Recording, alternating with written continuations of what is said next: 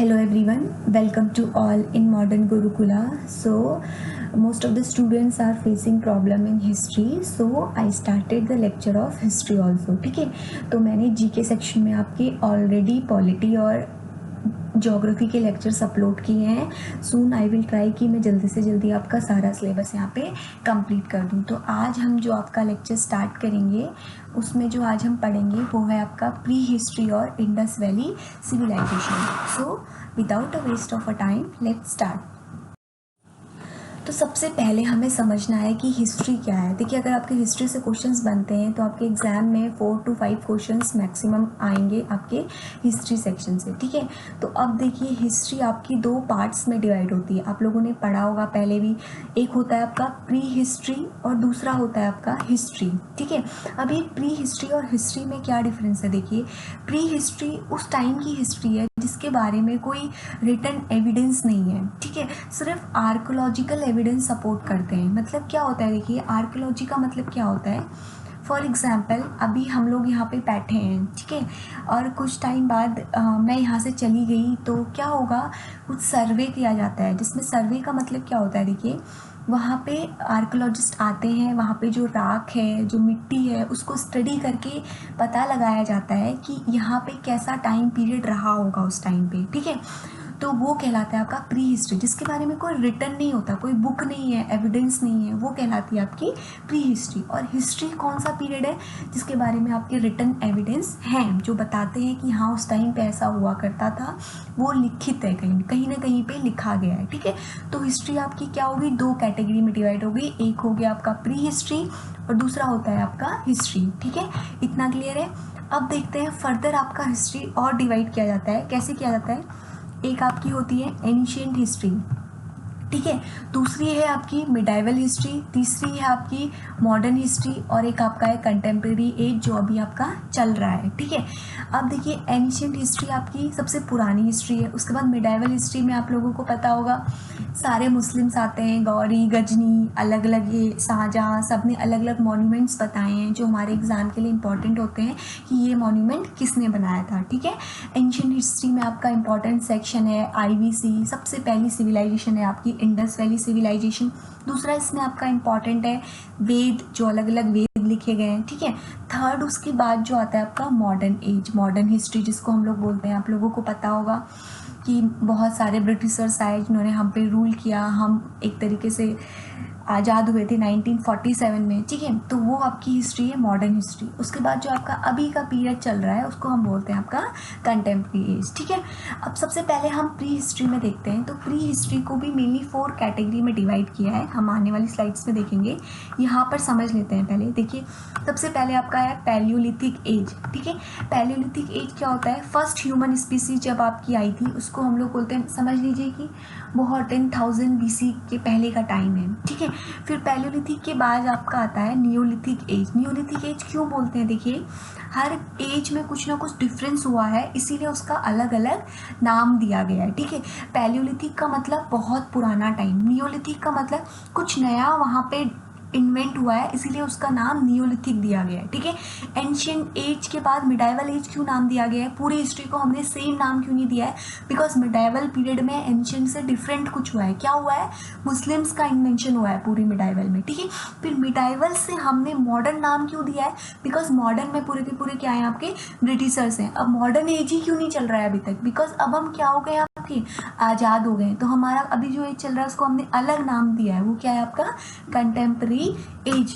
तो इस तरीके से आपको हर एक क्लासिफिकेशन को समझना है. ठीक है, अब देखते हैं नियोलिथिक एज. नियोलिथिक एज में क्या हुआ था, आपका एग्रीकल्चर स्टार्ट हो गई थी, इसीलिए इसको नया नाम दिया गया है. क्या नाम है उसका, नियोलिथिक एज. हिस्ट्री को आप लोग एक इमेजिन करिए और स्टोरी के फॉर्म में समझिए तो वह बहुत इंटरेस्टिंग लगेगा और बहुत जल्दी चीज़ें समझ में आएंगी. ठीक है, दूसरा एज देखिए एंशिएंट एज. एंशिएंट एज क्या था, देखिए जहाँ पे मैंने आपको बताया कि हिस्टोरिकल पीरियड में आ रहा है, तो यानी कि आपके क्या हो गए थे, राइटिंग के कुछ एविडेंस मिल गए थे. ठीक है, मिडाइवल एज में देखिए आपका फॉल, यहाँ पे कुछ आपको इंपॉर्टेंट टर्म्स दिए हैं जिससे आपको याद रखना है.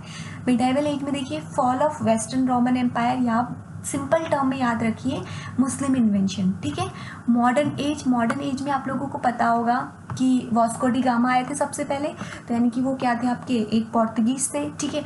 तो कोलंबस और वास्को डी गामा दोनों साथ में निकले थे, बट गलती से क्या हुआ, कोलंबस इंडिया का डिस्कवर करना चाहते थे, बट कोलंबस आपके पहुंच गए अमेरिका। तो उन्होंने किसकी डिस्कवर करी, अमेरिका की। और वास्को डी गामा आपके कहाँ पहुंच गए, कैलिकट। तो उन्होंने किसकी डिस्कवर करी थी, आपकी इंडिया की, ठीक है। उसके बाद आपका कंटेम्प्रेरी एज, जब पूरी दुनिया आपकी आज़ाद हो गई थी, फ्रेंच रिवॉल्यूशन के बाद का टाइम है, ठीक है।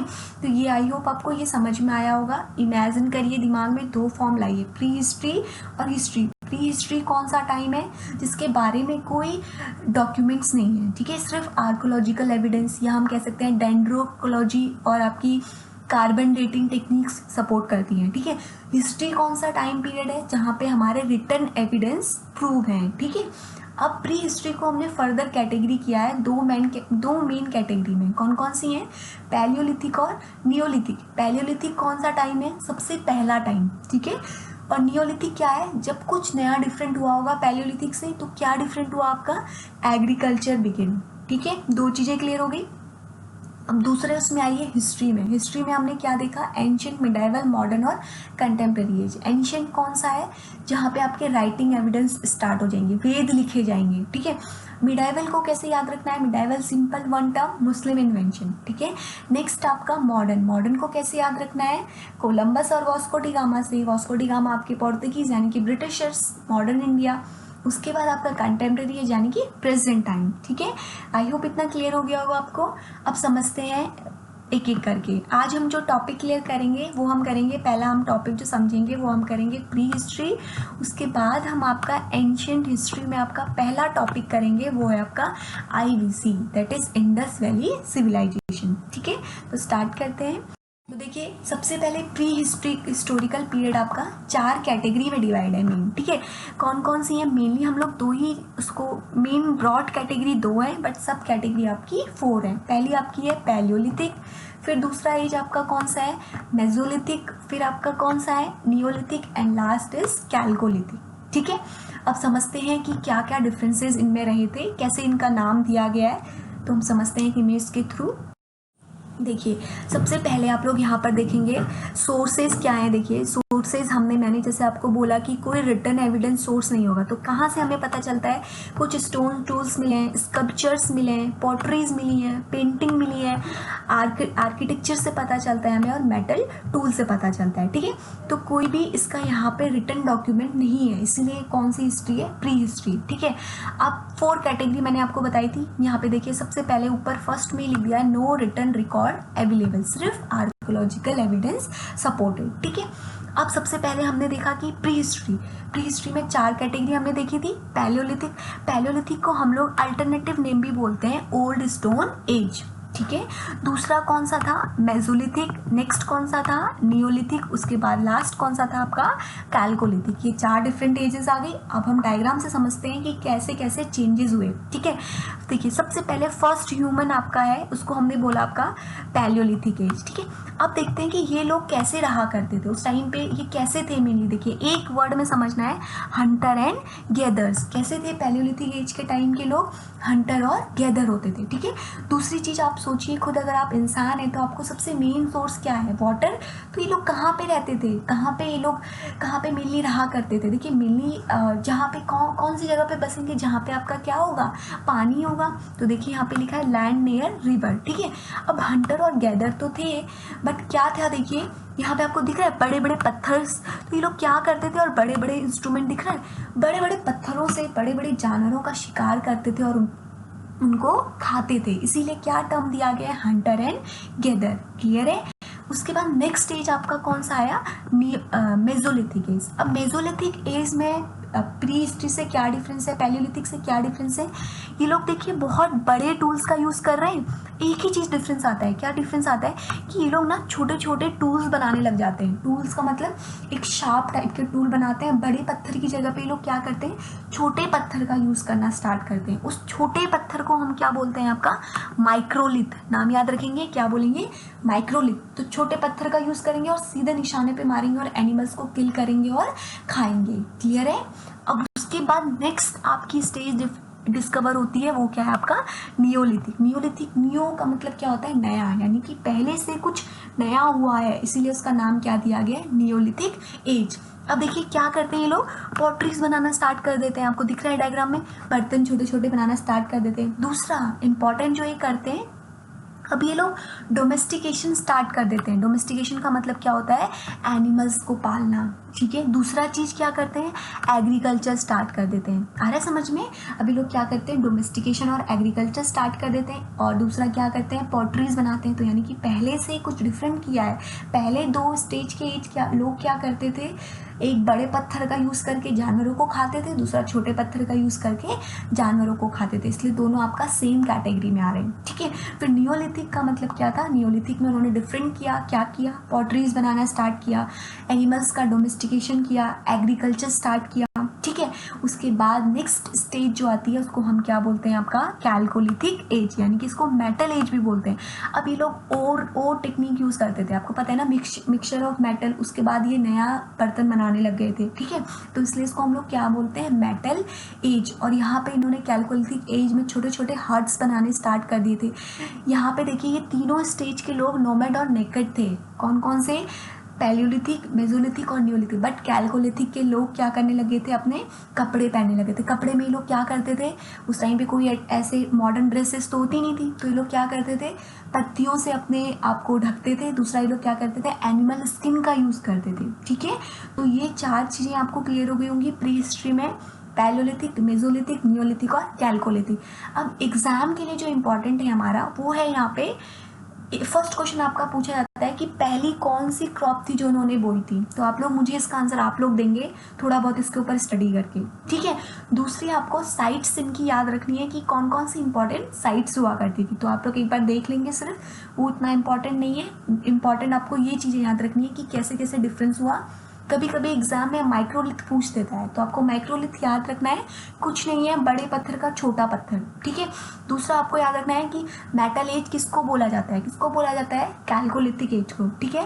वो टेक्निक कहाँ पे स्टार्ट हुई थी, कौन से एज में स्टार्ट हुई थी, तो कौन से एज में स्टार्ट हुई थी, कैल्कोलिथिक एज में। तो इन सारे पॉइंट्स को आपको याद रखना है, ये आपके एग्जाम के लिए इंपॉर्टेंट है, ठीक है। अब हम आगे मूव करते हैं, डिफरेंस देख लेते हैं। अब देखिए यहाँ पे मैंने आपको 2 एजेस में डिफरेंस बता दिया है, एक आपका पैलियोलिथिक, मेसोलिथिक, ठीक है। उसके बाद आपका नियोलिथिक, और दूसरा हम उसको क्या बोलते हैं, कॉपर एज या मेटल एज, ठीक है। अब देखिए ह्यूमन स्पीसीज, यहाँ पे पीरियड बताया है पहले, उसके बाद ह्यूमन स्पीसीज देखिए, सेवरल स्पीसीज ऑफ होमो। होमो मतलब अभी यहाँ पे होमो सेपियंस नहीं आया है, ठीक है। अब यहाँ पे देखिए आफ्टर नियोलिथिक, मैंने आपको बताया नियोलिथिक में उन्होंने डोमेस्टिकेशन स्टार्ट कर दिया था। कॉपर एज आता है तो उन्होंने क्या करना स्टार्ट कर दिया था, यानी कि अपने आप को ढकना स्टार्ट कर दिया था। मतलब ये लोग पत्तियों का यूज़ करते थे, एनिमल स्किन का यूज़ करते थे। दूसरा इन लोगों ने छोटे छोटे हट्स बना के रहना स्टार्ट कर दिया था। इनकी किसकी तरह रिजेंबल कर रहे हैं ये, हाँ, मॉडर्न स्पीसीज की तरह, मॉडर्न ह्यूमन की तरह। तो यहाँ पे कौन सी स्पीसीज आपकी डेवलप होगी, होमो सेपियंस सेपियंस, ठीक है। अब क्लाइमेटिक कंडीशन देखेंगे ना आप लोग, उस टाइम पे बहुत क्लाइमेट वेरी करता था। मतलब अभी धूप है तो थोड़ी देर में बारिश हो जाएगी, एकदम क्लाइमेट होता था। देखिए यहाँ पे देखो जैसे दिया गया है, at time much colder than today, मतलब बहुत ठंड होती थी। देखिए आप लोग उस टाइम पे देखेंगे तो ह्यूमंस जो थे ना, पैलियोलिथिक और उनके बॉडी में बहुत बड़े बड़े बाल हुआ करते थे। क्यों हुआ करते थे, बिकॉज उस समय जो वेदर था बहुत ज़्यादा ठंडा हुआ करता था, तो वो बॉडी को वार्म करते थे उनके बाल, ठीक है। तो ये आपका पैलियोलिथिक और मेसोलिथिक के टाइम है। बट नियोलिथिक में आप देखेंगे not very different from today, मतलब जैसे आज का क्लाइमेट है उस टाइप का ही क्लाइमेट हुआ करता था, ठीक है। अब सब्सटेंस देखेंगे, ये लोग क्या करते थे, देखिए मैंने आपको बताया हंटर और गैदर थे, यानी कि हंटिंग करते थे और खाते थे, ठीक है। हंटिंग देखिए, फिशिंग की हंटिंग करते थे। गैदरिंग का मतलब क्या होता है, फ्रूट, सीड्स, वेजिटेबल, ये सारी चीज़ों को खाना। अब बाद वाले में क्या हुआ, मैंने आपको अभी बताया पीछे, एग्रीकल्चर स्टार्ट कर दिया था, ठीक है। तो उसके बाद यहाँ पे इन्होंने एग्रीकल्चर स्टार्ट कर दिया था। अब टेक्नोलॉजी में देखिए, मैंने आपको बताया ये लोग वुड और टूल का यूज़ करते थे, बड़े पत्थर और छोटे पत्थर, ठीक है। अब मैंने आप लोगों को पीछे क्लियर किया था कि नियोलिथिक में इन्होंने पॉटरीज बनाना स्टार्ट कर दिया था। लेटर स्टेज में हमने देखा मेटल भी ये लोग और टेक्निक भी यूज़ करते थे, ठीक है। अब दूसरे देखेंगे मोबिलिटी, यानी कि short live settlement. Short live settlement का मतलब क्या होता है, आज यहाँ है कल यहाँ के जानवर खा दिए तो नेक्स्ट डे दूसरी जगह पहुँच जाएंगे, इस तरीके से लोग कहीं कहीं भ्रमण करते रहते थे, ठीक है। बट ये बाद वाले में जब आपका नियोलिथिक और कॉपर एज हुआ, ये लोग मेनली क्या करने लगे, सेटलमेंट होने लगे, सेटल होने लगे, विलेजेस बनाने लगे। मैंने आपको बताया छोटे छोटे हट्स भी इन्होंने स्टार्ट कर दिए थे। उसके बाद एग्रीकल्चर अगर आप लोग देखेंगे तो स्मॉल स्केल आर्किटेक्चर, ये लोग उतना ज़्यादा एग्रीकल्चर नहीं, उतना ज़्यादा आर्किटेक्चर नहीं था, सॉरी यहाँ पे आर्किटेक्चर की बात कर रहे हैं, स्मॉल स्केल आर्किटेक्चर था, सिंपल हट्स और सेंटर होते थे, ठीक है। अब यहाँ पे हम लोग देखेंगे तो यहाँ पे आपका मॉन्यूमेंटल आर्किटेक्चर, यहाँ पे मतलब आर्किटेक्चर भी लोगों ने थोड़ा बहुत डेवलप कर दिया था, ठीक है। तो ये आपका प्री हिस्ट्री यहाँ पे कंप्लीट होता है। अब हम आपका हिस्टोरिकल पीरियड में एंशिएंट हिस्ट्री का फर्स्ट टॉपिक करेंगे, that is Indus valley civilization. तो देखते हैं हम लोग सबसे पहले इंडस वैली सिविलाइजेशन क्या थी। अभी तक हमने प्री हिस्ट्री किया, आई होप आपको वहाँ पे क्लियर हो गया होगा। अब हम हिस्टोरिकल पीरियड में आते हैं। इंडस एंशिएंट हिस्ट्री का फर्स्ट टॉपिक है इंडस वैली सिविलाइजेशन, ठीक है। अब देखिए जैसे कि इसका नाम इंडस अभी क्यों पड़ा, मैं आपको क्लियर करती हूँ। इसमें हम लोग क्या क्या टॉपिक देखेंगे। सबसे पहले हम इसका इंट्रोडक्शन देखेंगे, देन हम क्या देखेंगे, फीचर्स, क्या फीचर्स थे इंडस वैली सिविलाइजेशन में। उसके बाद हम देखेंगे इंपॉर्टेंट साइट्स कौन कौन सी थी इंडस वैली सिविलाइजेशन के। उसके बाद हम क्या देखेंगे, फेजेस कौन कौन से थे इंडस वैली सिविलाइजेशन के। एंड लास्ट में आपका डिक्लाइन कैसे हुई इंडस वैली सिविलाइजेशन। तो स्टार्ट करते हैं इंट्रोडक्शन से। तो सबसे पहले देखिए इसका नाम इंडस क्यों पड़ा, इसको हम लोग सबसे पहले देख लेंगे। इंडस वैली सिविलाइजेशन को हम लोग हड़प्पन सिविलाइजेशन भी बोलते हैं। क्या बोलते हैं दूसरा नाम, हड़प्पन सिविलाइजेशन। अब समझते हैं कि ये आईबीसी और हड़प्पन सिविलाइजेशन कैसे बना। अब सबसे पहले उससे पहले एक चीज़ समझिए, 1920 में आपका क्या हुआ था, archaeological survey of India carried excavation under the Director General of ASI, Archaeological Survey of India, John Marshall, and found two cities, that is Harappa and Mohenjodaro, ठीक है।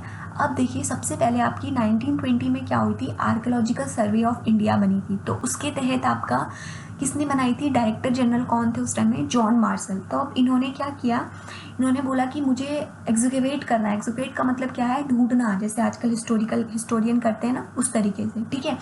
तो अब इन्होंने क्या किया, इन्होंने बोला कि मुझे जहाँ पे सबसे पहली साइट मिलेगी मैं उसी के नाम पे पूरी सिविलाइजेशन का नाम रखूँगा। मुझे यानी कि जहाँ पे मुझे पहला सोर्स मिलेगा मैं उसी पे उसका नाम क्या रखूँगा, पूरे सिविलाइजेशन का नाम रखूँगा। तो जब इन्होंने एग्जीक्यूशन करना स्टार्ट किया, मतलब ढूंढना स्टार्ट किया, तो उनको सबसे पहला जो साइट मिला वो कहाँ पे मिला, हड़प्पा में मिला, ठीक है। इसीलिए हड़प्पा आपका पहले पंजाब के पास हुआ करता था, ठीक है।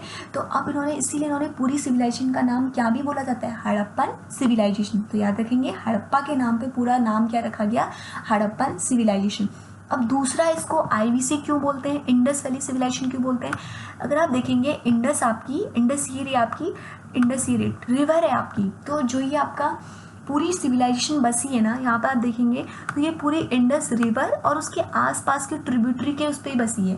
ये झीलम, चिनाब, रावी, ब्यास, सतलज जितनी भी आपको दिख रही हैं, ये इंडस रिवर की ही क्या है, ट्रिब्यूटरीज हैं, मतलब इंडस की ही पार्ट्स हैं। तो इसीलिए इसका नाम दूसरा क्या भी रखा गया, इंडस वैली सिविलाइजेशन। क्लियर है कि हड़प्पा कैसे रखा गया और इंडस वैली सिविलाइजेशन कैसे रखा गया। अब आप ये डायग्राम में देखिए, ये है पूरा आपका आईवीसी, दिख रहा है पूरा, ये इंडस रिवर, ये उसकी पूरी ट्रिब्यूटरी, यही आपका पूरा का पूरा बसा हुआ है क्या, इंडस वैली सिविलाइजेशन। अब यहाँ पे अलग अलग नाम देखिए, साइट्स पूरी दे रखी हैं, हड़प्पा, ये देखेंगे कोटजीत, चानूदारो, सब आपको मिलेंगी, मोहनजोदड़ो। तो इसने जो साइट डिस्कवर करी थी वो कौन कौन सी करी थी, हड़प्पा और दूसरी आपकी मोहनजोदड़ो। ये रही आपकी हड़प्पा, यहाँ पे अभी हमने देखा हड़प्पा, दूसरा आपका ये रही मोहनजोदड़ो, ठीक है। सबसे बड़ी साइट थी आपकी ये हड़प्पा में मोहनजोदड़ो। तो यहाँ पे देखेंगे आप लोग चानूदारो, ये इंपॉर्टेंट साइट्स हम लोग देखेंगे, मेहरगढ़ ये आपका, ठीक है। ये पूरी साइट्स हैं, आलमगीरपुर, ठीक है, रूपर, ये सारी आपकी क्या है, इंडस वैली सिविलाइजेशन की साइट्स हैं। तो इनको आपको एक बार नोट डाउन कर लेना है कि कौन कौन सी इसकी इंपॉर्टेंट साइट्स थी, ठीक है। तो अब नेक्स्ट आगे मूव करते हैं। अब देखिए दो जो सबसे फीचर हम लोग अगर हम देखेंगे तो सबसे मैंने अभी बताया आपको दो साइट्स उन्होंने डिस्कवर करी थी, हड़प्पा और कौन सी, मोहनजोदड़ो, ठीक है। तो ये इसका नाम क्यों पड़ा था, बिकॉज सारी की सारी आपकी कहाँ पर लोकेटेड थी, इंडस वैली रिवर के आगे, ठीक है। अब हम इसके फीचर्स देखते हैं। सबसे पहला फीचर देखेंगे तो हम लोग इनकी टाउन प्लानिंग थी। टाउन प्लानिंग का मतलब क्या होता है, अपर टाउन, लोअर टाउन, इस तरीके से लोग जैसे आज हमारे होते हैं ना सिटीज़ होते हैं, उस तरीके से उस समय लोगों ने क्या की थी, टाउन प्लानिंग करी थी, छोटे छोटे कस्बे टाइप के के बनाए थे, ठीक है। तो यहाँ पे दो अपर टाउन थे आपके, एक two divided into two, that is upper town and lower town, मतलब दो पार्ट्स में आपके डिवाइड थे, एक्सेप्ट धोलावीरा। धोलावीरा आपका रिसेंटली नया है, इसलिए कितने में डिवाइड था आपका, 3 टाउन में। किस किस में, एक आपका अपर टाउन, दूसरा आपका मिडिल और तीसरा लोअर टाउन, ठीक है। तो सबसे पहला इंपॉर्टेंट फीचर आपको याद रखना है टाउन प्लानिंग, ठीक है। नेक्स्ट इनका था ड्रेनेज सिस्टम। ड्रेनेज सिस्टम इतना परफेक्ट था आपका, ये ऊपर घर बने हुए हैं, टाउन बने हुए हैं, नीचे नीचे से एकदम परफेक्ट इन लोगों ने क्या किया था, अपना ड्रेनेज सिस्टम बनाया था, ठीक है। उसके बाद नेक्स्ट अगर हम थर्ड देखेंगे तो सीटाडिल। सीटाडिल क्या होता था, एक तरीके का फोर्ट टाइप का समझ लेंगे आप लोग। तो कहाँ पे मिलता था ये, अपर टाउन में। तो इसका मतलब क्या इंडिकेट करता था ना ये सीटाडिल आपका, अपर टाउन में सीटाडिल ये इंडिकेट करता था कि वहाँ पे रिच और मर्चेंट लोग आपके रहते हैं, ठीक है।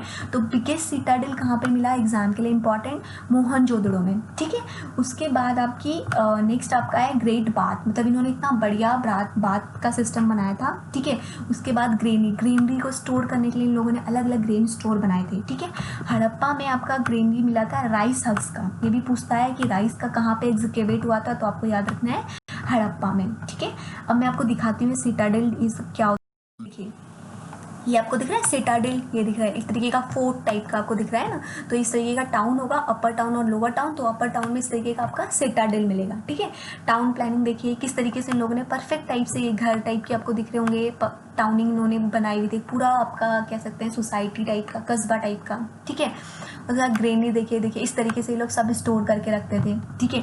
नेक्स्ट देखिए ग्रेट बाथ, देखिए कितना बढ़िया इन लोगों ने बाथरूम टाइप का बनाया था, इसको हम लोग ग्रेट बाथ बोलते थे। तो क्लियर है क्या सिटाडेल होता है, क्या ग्रेनरी होता है, क्या टाउन प्लानिंग है और क्या ग्रेट बाथ है। आई होप यहाँ से आपको इमेज से क्लियर हो गया होगा। हम आगे मूव कर, ये वेरी इंपॉर्टेंट है एग्जाम के लिए। इंपॉर्टेंट साइट्स कौन कौन सी थी आईवीसी की, ठीक है। सबसे पहले हड़प्पा, और किसने उसको एग्जीक्यूट किया था, किसने मतलब उसको ढूंढा था, एग्जीक्यूशन, लोकेशन कहाँ पे है और क्या वहाँ पे इंपॉर्टेंट फाइंडिंग मिली। ये पूरा टेबल आपके लिए बहुत इंपॉर्टेंट है। सबसे पहले देखिए हड़प्पा की खोज किसने करी थी, दयाराम साहनी ने। कहाँ पे सिचुएटेड है, रिवर ऑफ, ये आपकी पंजाब में पड़ेगी, इसको आप लोग को याद रखना है, मोंटेगोमरी, ठीक है, डिस्ट्रिक्ट है आपका ये पंजाब के पास। क्या यहाँ पे इंपॉर्टेंट फाइंडिंग हुई थी, अभी हमने देखा था ग्रेनरीज, उसके अलावा आपको याद रखना है sandstone status of human anatomy, 2 चीज़ मिली थी, ठीक है। दूसरी आपको इंपॉर्टेंट साइट याद रखनी है मोहनजोदड़ो, इसकी किसने करी थी, आर.डी. बैनर्जी, राखलदास बैनर्जी, बहुत इंपॉर्टेंट है ये। बैंक ऑफ कहाँ पर है, इंडस के यहाँ पे सिचुएटेड है, पंजाब। अभी कहाँ पर आ गया ये आपका, पाकिस्तान में, ठीक है। क्या क्या मिली थी, बहुत इंपॉर्टेंट, ग्रेट बाथ मिला था, ग्रेनरी मिली थी, ये ब्रॉन्ज डांसिंग गर्ल बहुत इंपॉर्टेंट है, पूछा जाता है, आपको याद रखना है। और दूसरा क्या मिला था आपको, पशुपति महादेव का सीन मिला था। ये 3 आपको याद, ये 4 आपको इंपॉर्टेंट याद रखने हैं, ठीक है। नेक्स्ट देखेंगे सुक्ता गेंदोर, ये आपका किसने की थी, सेंटीन ने। उसके बाद आपको याद रखना है कहाँ पे है, सेम आपको याद रखना है यहाँ पे भी, ठीक है। नेक्स्ट आपको चानूदारो, सेम इसी तरीके से आमिर, फिर कालीमंगन और फिर आपका लोथल। याद रखना है कौन सी रिवर पे था और क्या इसका इंपॉर्टेंट। ओवरऑल आपको ये पूरी टेबल याद करनी है, ठीक है। तो ये पूरी टेबल को आपको अच्छे से याद कर लेना है। अब आगे मूव करते हैं। यहाँ पे देखिए आपको साइट्स दिखाई हैं, फेजेस आपको मैंने बताया था, फेजेस 3 फेजेस में डिवाइड था, अर्ली फेज, मेच्योर फेज और आपका लेट हड़प्पन फेज। तो अर्ली फेज में आपका हड़प्पन सिविलाइजेशन बनती है, ग्रो होती है, मेच्योर फेज में अच्छी तरीके से बन जाती है और लेटर फेज में डिक्लाइन हो जाती है। तो यहाँ पे मैंने इंपॉर्टेंट साइट्स और ये नाम दे रखे हैं, आप लोग एक बार देख लेना। ये मोहनजोदड़ो, धोलावीरा, सारा इसको आप लोग इंपॉर्टेंट है, इनको नोट कर लेना अपनी नोटबुक में, ठीक है। अब देखिए डिक्लाइन आपका हो गया आईवीसी। डिक्लाइन कैसे होता है, कुछ बोलते हैं कि बाढ़, अगर आप लोगों ने मूवी भी देखी हो मोहनजोदड़ो तो उसमें भी दिखाया गया है। तो कुछ बोलते हैं कि बाढ़ के थ्रू सारा सिविलाइजेशन बह गया, कुछ बोलते हैं कि आर्यंस ने इन्वेंशन किया था। कोई परफेक्ट इसका सोर्स नहीं है, ठीक है। तो क्या क्या सोर्सेज हैं, पहला है कि आर्यन इन्वेंशन, दूसरा बोलते हैं कि नेचुरल फैक्टर, ठीक है। उसके बाद कुछ बोलते हैं कि जियोलॉजिकल और क्लाइमेट फैक्टर ऐसे रहे थे जिसकी वजह से पूरी की पूरी हड़प्पा सिविलाइजेशन आपकी क्या हो गई, डिक्लाइन हो गई, ठीक है। तो आई होप आपको यहाँ पे हड़प्पा सिविलाइजेशन समझ आई होगी। अब कुछ आपको इसके इंपॉर्टेंट क्वेश्चन खुद से प्रैक्टिस करना है और लास्ट में मैंने आंसर्स दिए हैं, आपको आंसर्स अपने मैच करने हैं, ठीक है। देखिए पहला क्वेश्चन आपका ये रहा, which among the following Harappan साइज has been divided into 3 part. अभी मैंने आपको एक्सप्लेन किया है, आप लोग आंसर करेंगे। At which Indus valley site the bearded man in steatite image has been found. अभी मैंने आपको पीछे बताया है कि कहाँ पे मैन की साइज मिली थी, ठीक है। नेक्स्ट देखेंगे which of the following is the most common motif of Indus seal. इसका मेन मोटिव क्या होता था आप लोग बताएंगे, कौन सा इसमें यूज़ किया जाता था। नेक्स्ट है आपका विच among the following place has given the earliest evidence of agriculture in Indian सब कॉन्टिनेंट। कहाँ पे आपका सबसे पहले अर्लीस्ट एविडेंस मिला था, हड़प्पा में मिला था, बट हड़प्पा में यहाँ पे से कौन सी जगह है उस पर आपको टिक करना है, ठीक है। नेक्स्ट देखते हैं विच of the following was not the dietary of Harappan. कौन से किसकी पूजा नहीं करते थे हड़प्पन, ये आपको बताना है। नेक्स्ट है आपका eight which of the following Harappan sites terracotta female figure was discovered. आपको देखना है पीछे कौन सी साइट्स पे मिला था, देन आपको करेक्ट आंसर टिक करना है। नेक्स्ट देख Kodda Timba, which contain ruin of ancient Harappan cities located in which of the following state। इसका भी आप लोग आंसर करेंगे। नेक्स्ट जैसे आपका है mount of the dead, Mohenjodaro को हम लोग बोलते थे, तो आपका किससे सेम एक्सप्रेस करता है, ये इंपॉर्टेंट क्वेश्चन है, आप लोग इसको ध्यान से टिक करेंगे। नेक्स्ट देख यहाँ पे न्यूल में torso has been found in the which of the following places. आपको देखना है कि कहाँ पे मिला था, ठीक है। एंड द लास्ट आपको बताया गया है कि कहाँ पे आपका ये लोकेटेड है, आपको इसका आंसर करना है। एंड ये रहे क्वेश्चंस के answers. If you have any doubt still you can ask me in the comment box. यहाँ पे मैंने आपके लिए सिर्फ उतना ही बताया है जितना आपके एग्जाम के लिए रिलेवेंट है। तो in the next lecture we will cover the Vedic age, जिसमें हम लोग वेद देखेंगे हमारे, ठीक है। And then we'll continue the important topic of ancient history, then we will move in the medieval and try to cover as soon as possible, okay। best of luck and अच्छे से पढ़िए। still you have any doubt feel free to share with us, okay। thank you, see you soon, all the very best।